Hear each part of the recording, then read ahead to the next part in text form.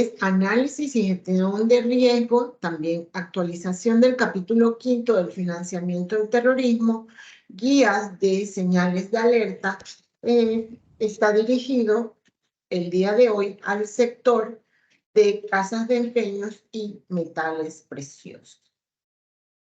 En principio, pues vamos a abordar algunos de los objetivos relacionados con los temas de hoy, ¿no? Que son sensibilizar a los sujetos no financieros en la identificación de los riesgos relacionados al blanqueo de capitales, al financiamiento del terrorismo y financiamiento de la proliferación de armas de destrucción masiva.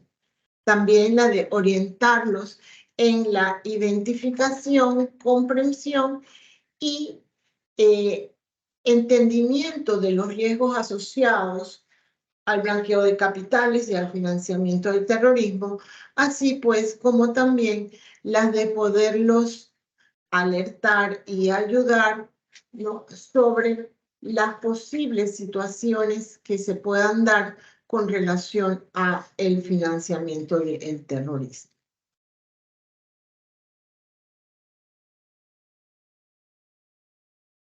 En principio, pues para ir entendiendo un poco más todo el tema relacionado a los análisis y gestiones de riesgos, pues es importante tener presente conceptos como gestión de riesgos o riesgos, ¿no? En términos, pues, de gestión de riesgos, no es más, pues, que el proceso de identificar, analizar y cuantificar las probabilidades y el impacto de los sucesos positivos y así también aplicar o tratar de minimizar la probabilidad de ocurrencia de estos sucesos adversos, ¿no? Hay que medir cuál es la probabilidad de que esos riesgos o esos hechos se den. Asimismo, ponerla si es un riesgo alto, muy alto, moderado, bajo, muy bajo, y cuál es el impacto que eso podría acarrearnos de conformidad con las actividades que nosotros estemos realizando o de los productos y servicios que nosotros estemos ofreciendo. Es importante para ello, pues, en estos temas, contar con matrices de riesgos que son las que allí nos van a poder entonces realizar una mejor comprensión sobre todas las gestiones de los riesgos que podamos nosotros vernos inmersos al momento de prestar algún tipo de productos o servicios. En este caso particular, pues, las casas de empeño y las joyerías o empresas dedicadas a metales preciosos, ¿no? Hay etapas acerca de las gestiones de riesgo. Está la primera etapa, que es la etapa de planificación. Aquí es donde vamos nosotros a tratar de evaluar cuáles son estos riesgos que podría acarrearnos múltiples perjuicios, ¿no? También, pues, dentro de las planificaciones, allí tenemos que establecer también, pues, qué metodologías vamos a utilizar. Posteriormente está la de hacer una identificación de estos riesgos. Recuerden que a mayor riesgo, entonces nosotros debemos aplicar debidas diligencias ampliadas o reforzadas para tratar siempre de mitigar los mismos. Estoy aquí tratando de ver cómo amplío un poquito más la presentación para que se pueda ver mejor, pero no.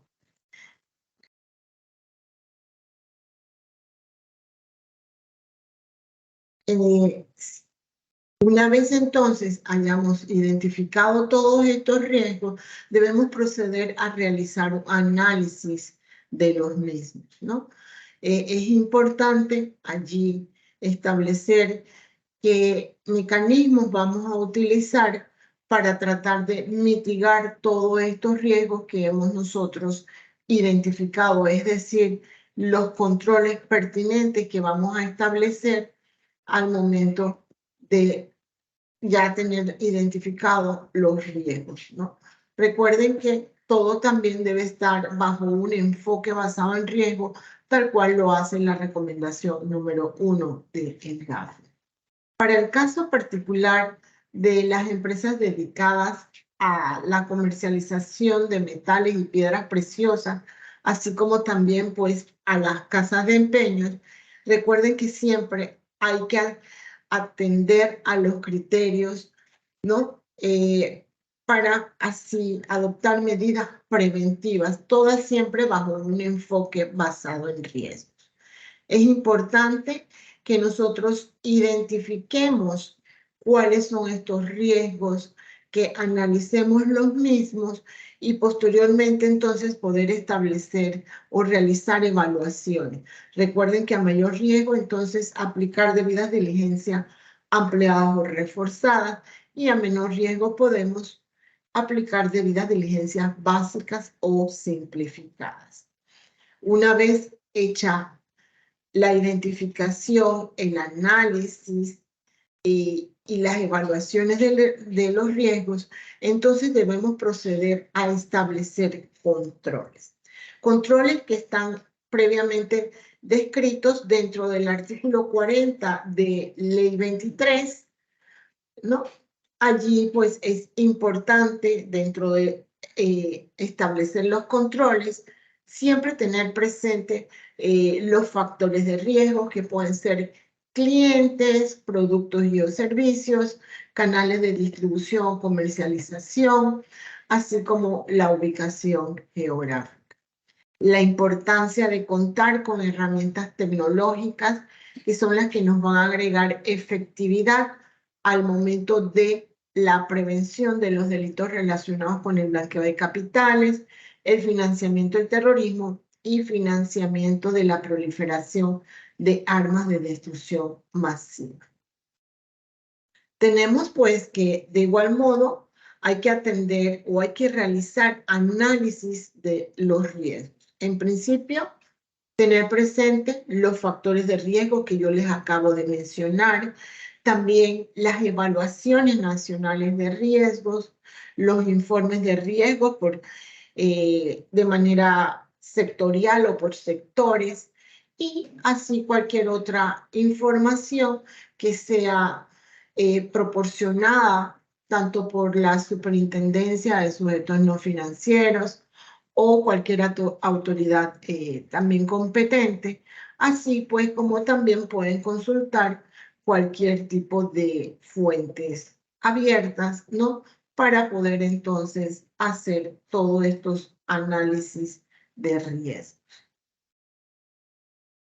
Se ha implementado dentro del Decreto Ejecutivo 35, ¿no? Así como también dentro de la propia normativa, es decir, Ley 23 del 2015, controles y mitigantes de riesgos. ¿Cuáles son estos controles y mitigadores de riesgos? Primero, siempre tener una metodología de un enfoque basado en riesgo y por ende, pues es casi preciso, necesario o importante contar con una matriz de riesgo, ¿no? Allí entonces tener segmentado cuáles son sus clientes de riesgo alto, de riesgo medio o de riesgo bajo, y entonces allí cuál es la posibilidad de que estos riesgos pues ocurran y cuál sería el impacto que esto me ocasionaría a mí como empresa, ¿no? Si llega a pues suceder alguno de estos riesgos que no hayamos mitigado de forma adecuada. Posterior a estos controles y mitigadores de riesgos, también tenemos la de aplicar una adecuada medida de debida diligencia, tanto para los clientes, así como para los beneficiarios finales. Toda la información que siempre ustedes soliciten al momento de realizar la debida diligencia, recuerden que siempre debe estar lo más actualizado posible y que deben conservar o resguardar la información, ya sea en físico, en digital o de ambas formas. Lo importante es que ustedes mantengan la información por el periodo mínimo que establece la ley, que es de 5 años contados a partir de la terminación o la finalización de la relación de negocios, la relación contractual o la relación profesional que se mantenga con el cliente. Otro de los controles y mitigadores es la de contar con un manual de prevención. Cada sujeto obligado debe tener su propio manual de prevención. Este manual debe ser acorde o debe estar ajustado a las medidas de sus necesidades. Es decir, esto va a depender de los clientes o de los productos y servicios que ustedes ofrezcan o de las actividades que ustedes realicen. El manual debe ser acorde a las actividades que se desempeñen, ¿no? Están las capacitaciones continuas. Es importante que todos los sujetos obligados no financieros se capaciten. Al momento en que le hagan una supervisión, pues aquí los funcionarios también van a revisar las capacitaciones. También es importante señalar que no solamente el sujeto obligado per se, es decir, por sí mismo, debe estar capacitado, sino que también deben involucrar o deben capacitar a todos sus empleados o colaboradores, sobre todo aquellos empleados o colaboradores que están, como denominamos nosotros, dentro de la primera línea de defensa, es decir, aquellos que tengan trato con los clientes o recepten dinero por parte de los clientes, así como también los que laboren en áreas sensibles como las áreas de tecnología, auditoría interna o informática y dentro del área de recursos humanos, ¿no? Allí pues la importancia de capacitarlos a ellos, ¿no? Tal cual también está prescrito dentro del artículo 42 de Ley 23. Tenemos, por otro lado, los riesgos asociados o propios o inherentes por parte de cada uno de estos subsectores, porque tanto las casas de empeño como las empresas o las compañías dedicadas a las comercializadoras de metales y piedras preciosas pertenecen al sector mixto. Pues es importante aquí tener en cuenta cuáles son los riesgos propios que tienen cada uno de ustedes como empresarios, ¿no? Por ejemplo, con relación a las casas de empeño, personas que frecuentemente van a hacer empeños de algún tipo de objeto y por lo general, pues, no hacen abonos a los bienes, en este caso, o los objetos que se empeñan o que acuden y no presentan un documento de identificación adecuado o el documento está bastante ilegible, y también si al momento en que ustedes requieren información de estas personas que están utilizando los servicios que ustedes brindan, no les proporcionan la información que ustedes están requiriendo. Todo eso, ¿no? Todas estas alertas ustedes deben tenerlas en cuenta, puesto que en algún momento podrían acarrearle algún tipo de inconvenientes o de problemas, ya sea para con nosotros como organismo supervisor o también pues podrían acarrear algún tipo de inconvenientes o de malestar con relación a autoridades judiciales. Entonces pues allí deberíamos de salvaguardar un poco la responsabilidad y en este caso es siempre aplicando una adecuada debida diligencia.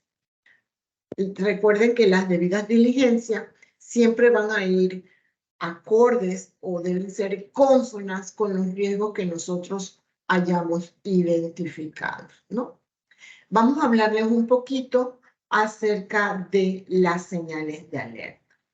En la página web de la UAF hay unas guías, ¿no?, para la generación y envío oportuno de las señales de alerta. ¿Esto qué quiere decir? Que cuando estas alertas a nosotros nos den luces o se activen, nosotros también debemos hacer un informe de las mismas y enviarlos a la UAF. Las señales de alerta no son operaciones sospechosas, es decir, que entonces no es que tengamos que hacer un ROS, ¿no? Pero sí podemos hacer un informe con relación a estas señales de alerta. Dentro de esta guía, los objetivos que allí se encuentran plasmados están la de orientar a los sujetos obligados en el procedimiento a seguir para la preparación voluntaria y envío a la UAF de estas señales de alerta. También la de colaborar en la prevención de los delitos de blanqueo de capitales, financiamiento del terrorismo y financiamiento de la proliferación de armas de destrucción masiva, así como la de brindar a la UAF la oportunidad de colaborar con cualquier otra u otras autoridades competentes, ¿no? Allí dentro de esa guía se han establecido también pues las formas de cómo nosotros podemos preparar estas señales de alerta y por ende también entonces enviarlas a la UAF, ¿no? Allí pues se señala que cuando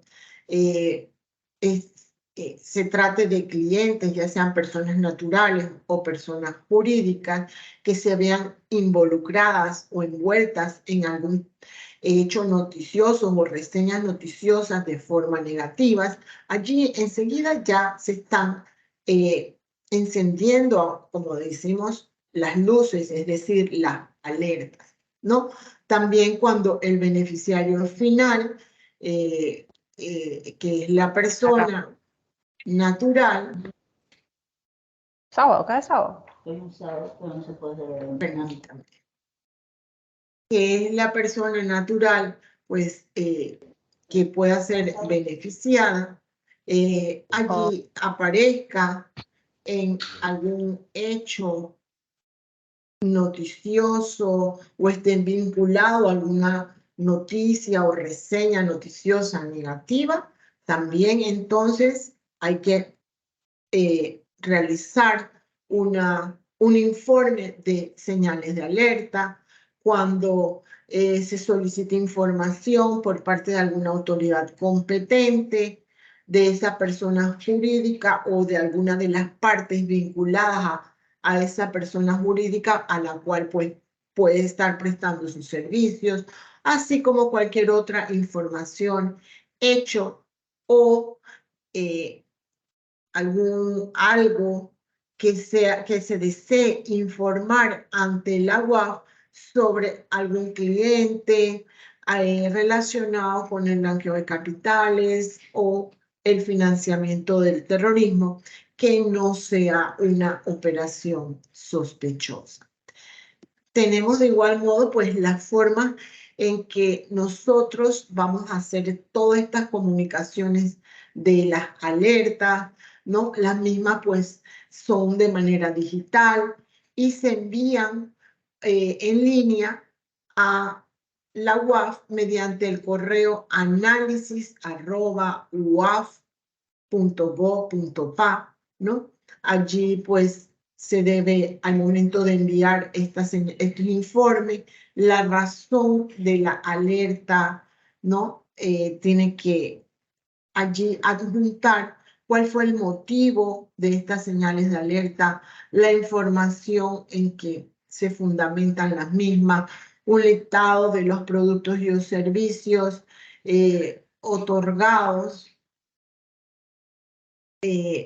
o relacionados con el cliente, ya sea personas naturales o personas jurídicas, donde se activen estas alertas, adjuntar la noticia que da lugar a estas alertas, esto pues en caso de que aplique o de alguna nota que haya sido emitida por parte de alguna autoridad competente, eso también. Los montos individuales y totales de las transacciones y del periodo en que se van realizando la misma, así pues como cualquier otra documentación o información que estime pertinente o relevante el sujeto obligado, en este caso no financiero, que considere pues que están o hay señales de alertas activadas, como decimos nosotros, ¿no? Allí, con relación a las señales de alerta, pues podemos entonces atender clientes, pues que en este caso, al momento de aplicar la debida diligencia, no brinden la información de manera correcta, ¿no? O clientes que realizan transacciones por montos elevados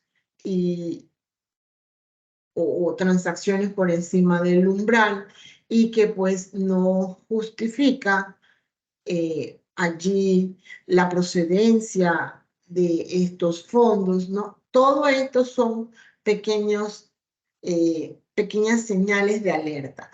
Dentro de la UAF también hay un catálogo de señales de alerta que están inclusive por cada uno de los sectores, así como también de las distintas tipologías relacionadas pues en este caso, a este sector muy en particular, ¿no?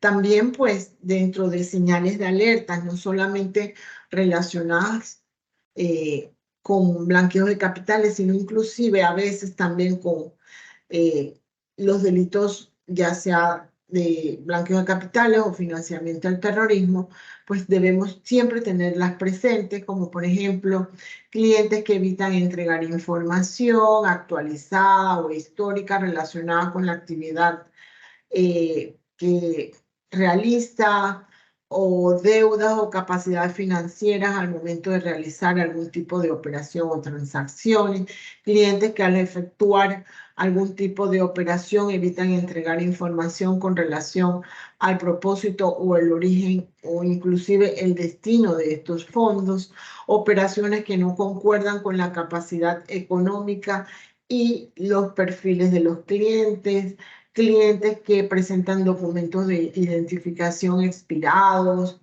o ilegibles o que no sean reconocidos por parte de algún funcionario o autoridad dentro del país, ¿no? En cuanto a las tipologías, como bien también les indicamos, en la página de la UAF hay catálogos de las tipologías, ¿no? Más adelante vamos a hablarles un poquito de alguna de estas tipologías y vamos entonces a conversar de manera muy breve acerca de la actualización del capítulo 5 con relación al financiamiento del terrorismo.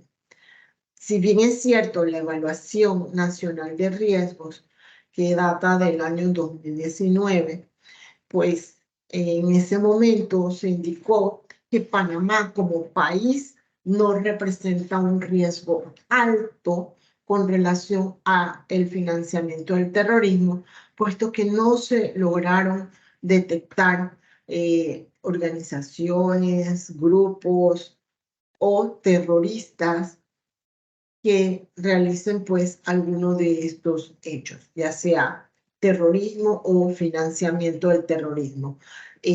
Delitos que son distintos, muchas cosas se asemejan, pero son delitos que no son iguales. El terrorismo es un delito y el financiamiento del terrorismo es otro.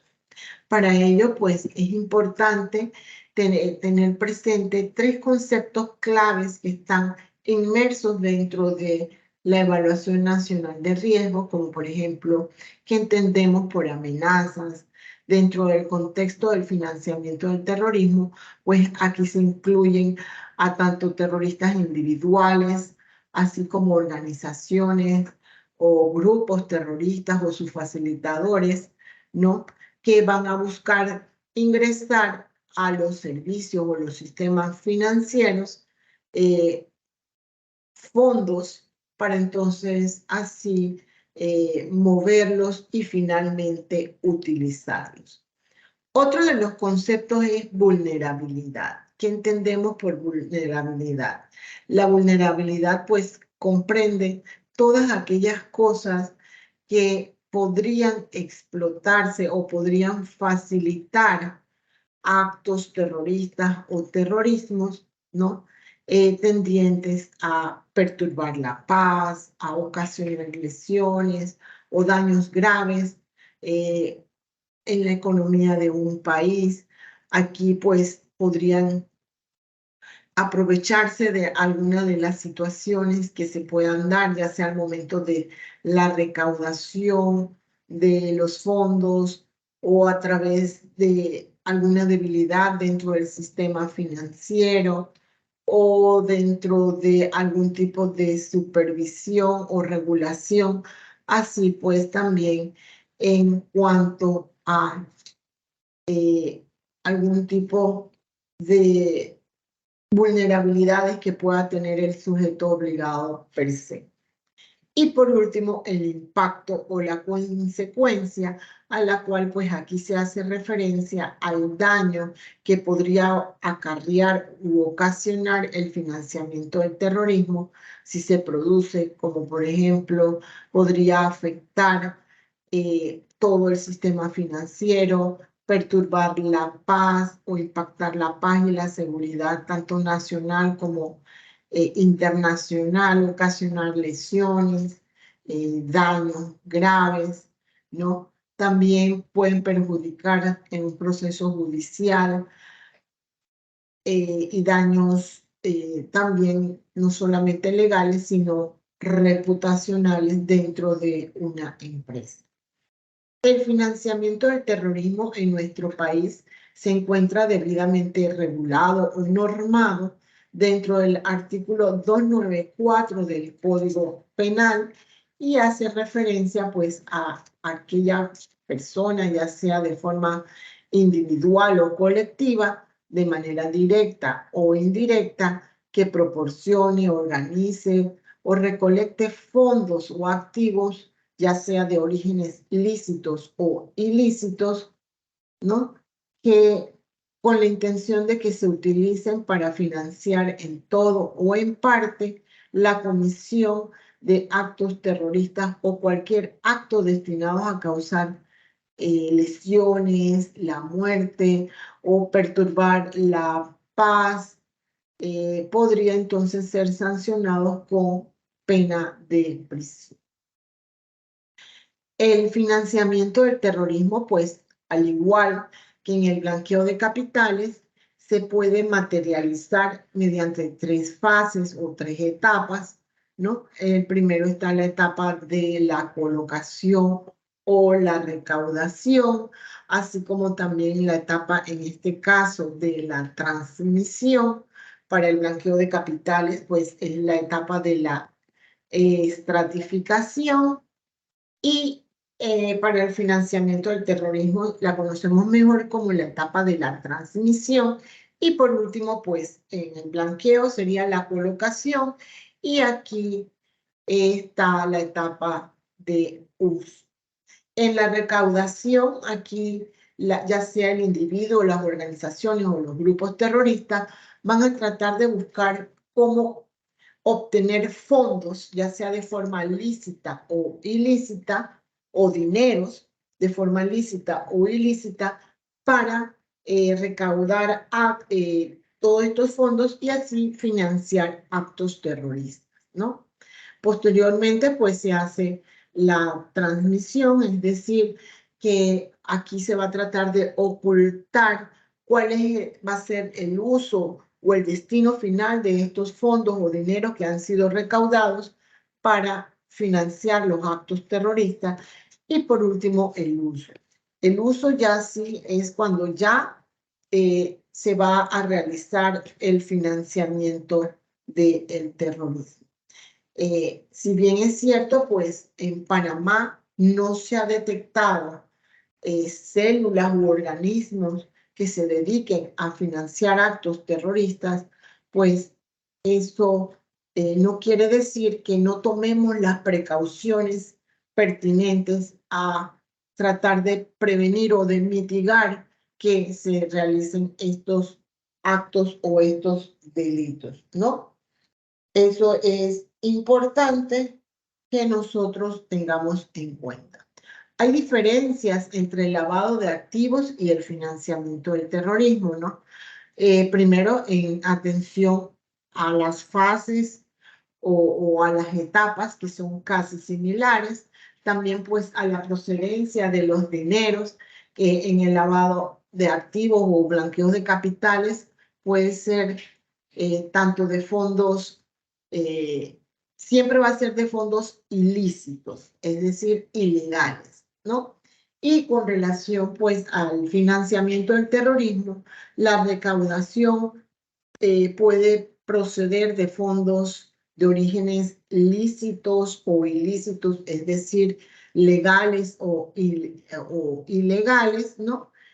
También, pues, como les indicamos, las fases o las etapas son bastante similares, pero más que nada va a variar en cuanto, pues, también al uso que se les va a dar la recaudación de todos estos fondos obtenidos. En el financiamiento del terrorismo, el uso que se va a dar siempre va a ser para financiar actos terroristas.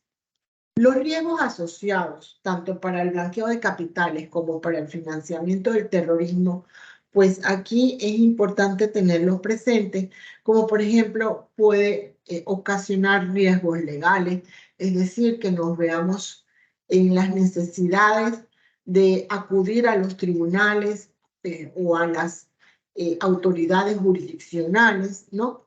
También puede haber un riesgo operativo, un riesgo de contagio y otro riesgo que también causa mucho perjuicio es el riesgo reputacional.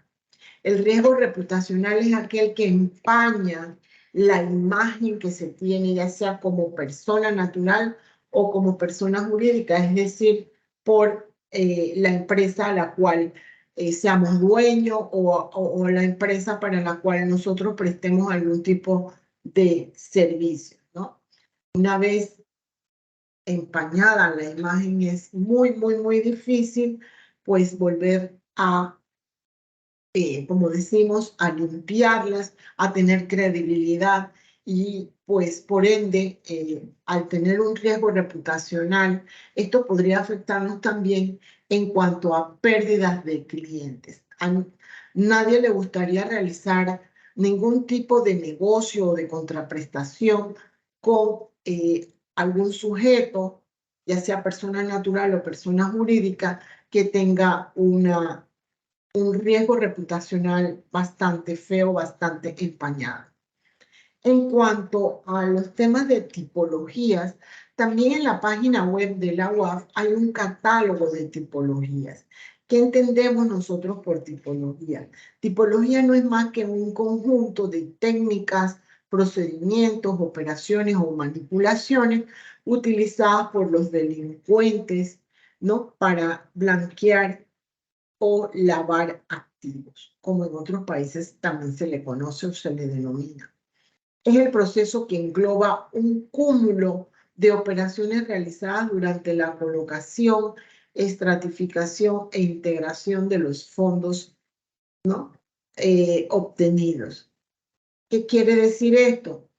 Que el delincuente va a tratar de buscar cómo lavar ese dinero, es decir, darle una apariencia de legalidad a estos fondos obtenidos de manera ilícita o ilegal, ¿no? Y esto pues lo hace a través de la colocación, que utiliza diversos métodos o diversas formas para tratar de colocarlo dentro del sistema financiero. Eso también lo puede hacer a través de cualquiera de sus empresas o de sus negocios, y por ende, pues siempre debemos estar atentos a esto. Por eso hay que aplicar los mecanismos de prevención de forma muy adecuada. Y también, pues, durante la etapa de la estratificación, allí va a buscar la forma de cómo diversificar toda la forma como puede ingresar todo este dinero obtenido de forma ilícita o ilegal, es decir, puede hacerlo mediante distintas maneras, como para este sector puede que compre prendas muy costosas, muy lujosas, en determinado precio, o empeña algún tipo de prendas, y después entonces él paga, obtiene la prenda y después vuelve y la empeña. Esas son distintas tipologías por medio de las cuales pues puede realizarse el blanqueo de capitales propiamente para estos sectores que en la mañana de hoy tenemos, que es casas de empeños y joyerías o metales preciosos, ¿no?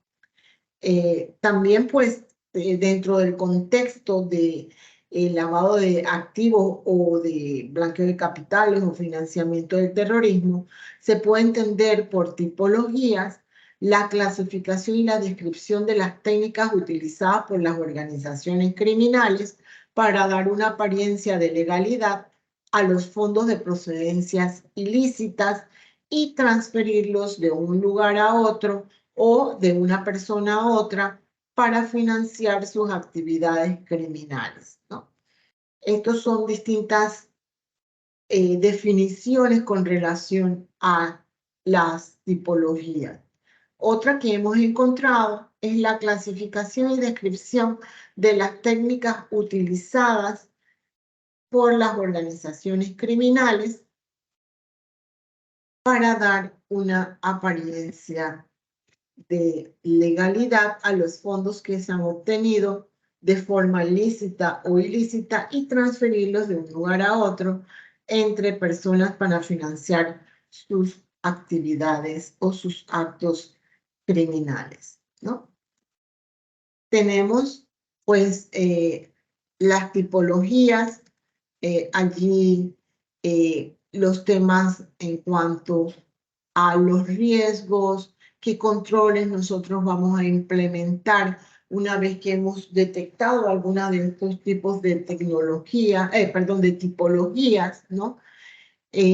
Recuerden también allí que dentro de estos tipos de tipologías se puede entonces prevenir cualquier tipo de delito que se pueda cometer relacionados ya sea tanto con el blanqueo de capitales, así como el financiamiento del terrorismo.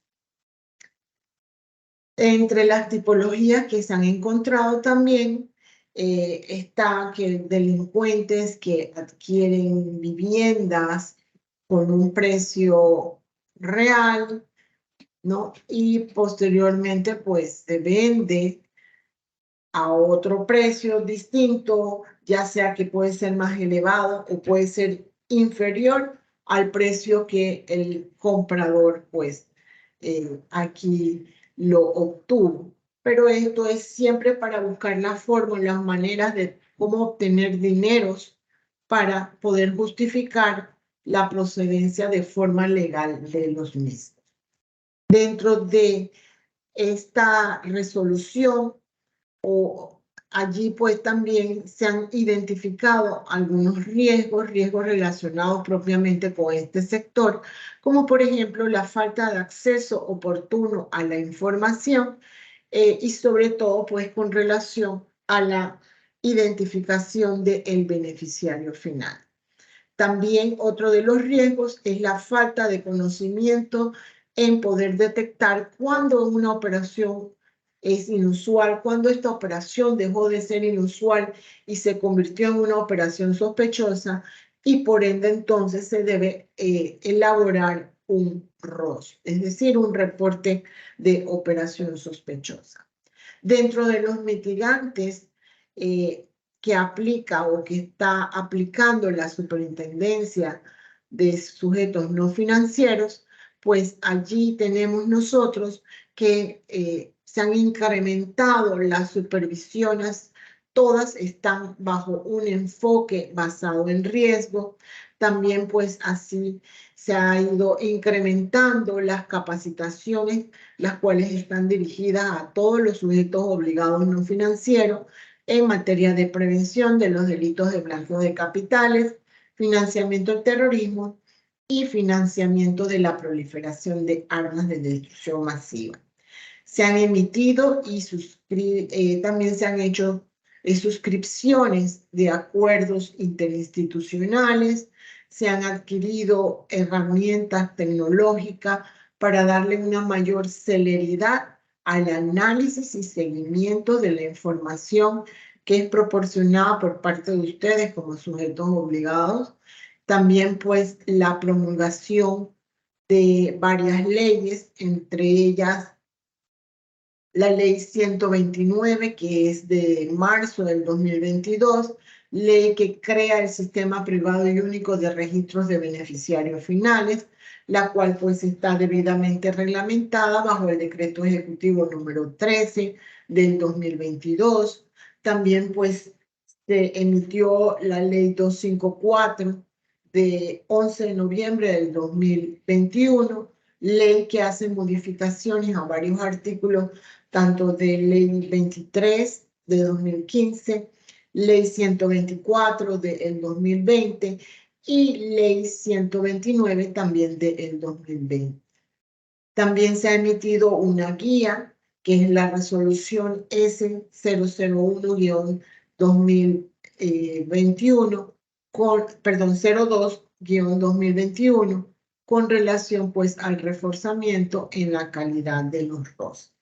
Cabe destacar que la Superintendencia de Sujetos No Financieros también tiene dentro de su página web pues bastante material educativo o normativo que puede servirles de guía a cada uno de ustedes como sujetos obligados. Se han emitido guías con relación a las aplicaciones de las debidas diligencias, guías de matrices de riesgo, guías para aplicaciones de las debidas diligencias, tanto para clientes como también para beneficiarios finales, ¿no? Entre otra cantidad de material que se ha ido estableciendo o se ha ido poniendo en la página web de la Superintendencia. Los mitigantes para prevenir el mal uso de la actuación o arreglo para que director o un accionista preste sus servicios y esto pues puedan ser vehículos o vínculos para que se materialice algún tipo de delito de blanqueo de capitales o financiamiento del terrorismo, pues es importante también dárselo a conocer en caso pues de que al momento en que ustedes vayan a solicitar la confección de alguna sociedad anónima, pues quien vaya a prestar ese servicio, recuerden pues que también la ley establece que deben ser capacitados aquellos que presten servicios como directores o como accionistas acerca del blanqueo de capitales y financiamiento del terrorismo.